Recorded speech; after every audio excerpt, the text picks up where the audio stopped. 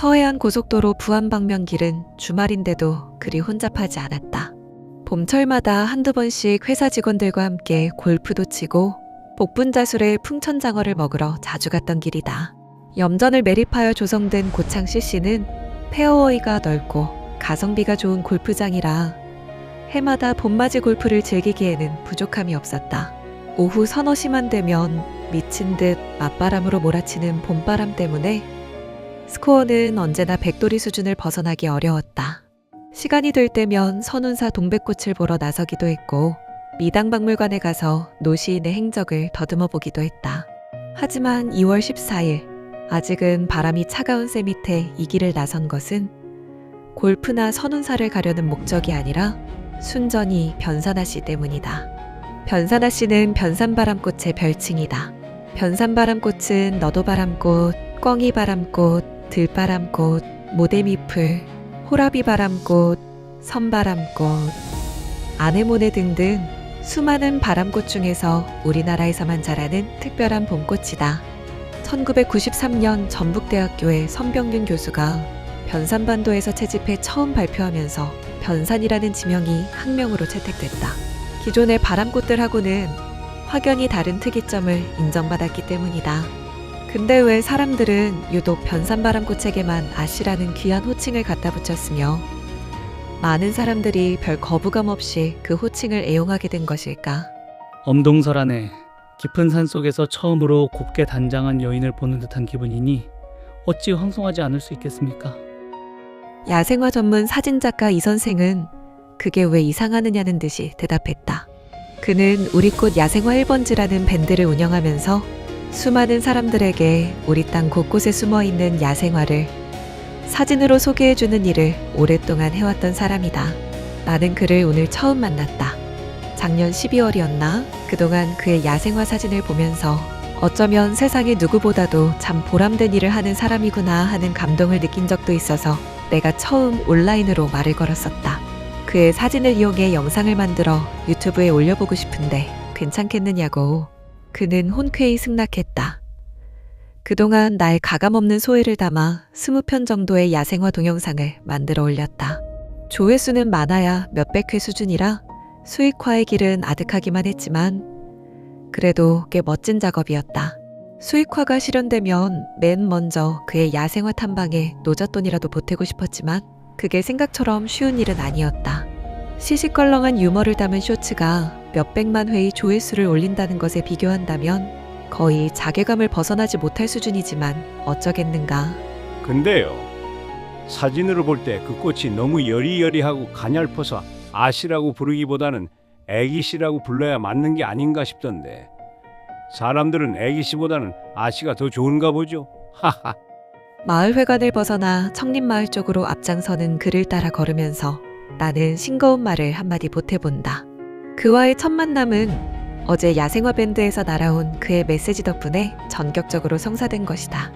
해마다 2월 15일 전후에서 변산바람꽃이 첫 개화를 하는데 변산까지 한번 동행해보지 않으시겠냐는 그의 권유에 마치 어떤 의무감이라도 느낀 듯 부지불식 중에 그러겠다고 해버린 것이었다. 변산의 청림마을까지는 각자 따로 움직였다. 부안나들목에서 고속도로를 벗어나 30번 국도를 따라 한참 가다가 736번 지방도를 타고 올라가면 있다는 청림마을 회관에서 만나기로 했는데 생각보다 엄청나게 많은 차량들로 인해 약속 시간은 일찌감치 넘겨버렸다. 대부분 외지인들 차량 같았다. 그리고 그들 대부분이 변산아 씨를 만나러 온 것이었다. 놀라웠다. 겨우 풀꽃 하나를 보기 위해 이처럼 많은 사람들이 몰려든다는 게 믿어지지가 않았다.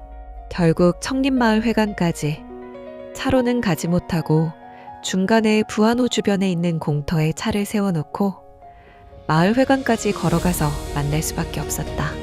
귀한 꽃이니까요. 저도 잘 보이지도 않는 꽃 하나 보려고 산을 몇 시간씩 헤맨 적이 한두 번이 아닌걸요. 앞서가던 이 선생은 청림마을의 쇳불바위가 잘 올려다 보이는 갈림길에 서서 물을 한 모금 마시면서 말한다. 나도 그의 옆에 서서 생수를 조금 마신다. 등 뒤에서 서늘한 바람이 스쳐간다. 아직은 겨울이다. 바람꽃 중에 변산 바람꽃이 제일 먼저 피나요? 봄의 전령처럼 겨울 막바지에 가장 먼저 피는 건 복수초지만 바람꽃 중에서는 변산바람꽃이 가장 먼저 피지요. 그 꽃을 자꾸 변산하시라고들 하니까 문득 호라비 바람꽃이라는 게 생각나던데 그건 언제 피나요? 내가 만든 영상 중에는 복수초와 호라비 바람꽃, 너도 바람꽃이 있다. 모두 이 선생의 사진을 배경으로 깔고 내가 느낀 소감을 나레이션으로 한 영상이다. 호라비 바람꽃과 변산아 씨, 그럴듯하지 않나? 아쉽게도 변산바람꽃이 지고 나서야 호라비바람꽃이 피지요. 그 호라비는 변산아 씨 얼굴조차 아직 한 번도 대면하지 못했을 거예요. 거참. 나는 그 순간 호라비 바람꽃에 빙이라도 된 것처럼 아쉬운 마음이 든다. 같은 봄꽃, 같은 바람꽃이면서도 사람들에게 친숙하게 의인화가 된 변산아 씨. 호라비는 서로 한 번도 만난 적이 없다? 그 무슨 얄궂은 운명의 장난인가? 하긴 그 호라비가 변산아 씨를 만나 새 장가라도 들었다면 저 많은 참배객들은 흥미를 잃었을 테지. 등산복 차림으로 손에 모두 큼직한 접사렌즈를 끼운 카메라를 하나씩 든 사람들이 앞서거니 뒤서거니 하는 풍경은 정말 예상치 못한 장관이었다. 이 선생의 말에 따르면 우리가 지나쳐온 중계마을회관 위쪽으로 조금 더 올라가면 내변산 탐방지원센터가 있는데 거기로 가는 길 중간에 변산바람꽃 군락지가 있다고 알려져서 많은 사람들이 그쪽으로 몰려갔다고 한다.